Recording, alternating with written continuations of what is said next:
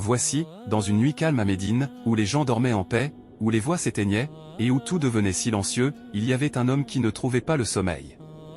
C'était Omar ibn al-Khattab. Le chef puissant, celui dont même les démons fuyaient le chemin, celui qui n'avait jamais connu la peur sur les champs de bataille, mais cette nuit-là, il faisait face à un ennemi plus dangereux que tous les autres, lui-même. Assis seul, il levait les yeux vers le ciel, le cœur agité, lourd d'une seule question qui résonnait en lui, se peut-il que je sois parmi les hypocrites? Il ne craignait ni épée, ni armée, ni adversaire, il craignait un seul mot, l'hypocrisie. Incapable de supporter ce doute, il se leva rapidement et marcha dans les rues de Médine, jusqu'à arriver devant la maison d'un homme qui portait un grand secret, un secret que le prophète n'avait confié qu'à quelques compagnons.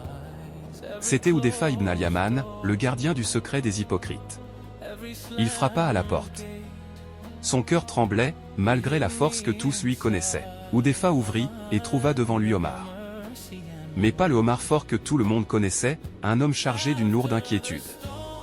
Omar dit directement, sans détour, « Je t'en conjure par Dieu, ô Hudhayfa, le messager de Dieu m'a-t-il cité parmi les hypocrites ?»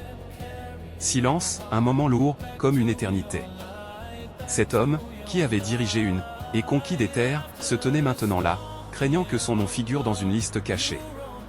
Hudhayfa répondit calmement, « Non, et je ne témoignerai pour personne après toi. » Omar respira, mais la peur ne quitta pas totalement son cœur.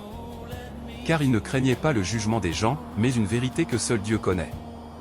Il repartit dans les rues de Médine, mais son cœur était désormais plus éveillé. Et depuis ce jour, il craignait l'hypocrisie plus que ses ennemis.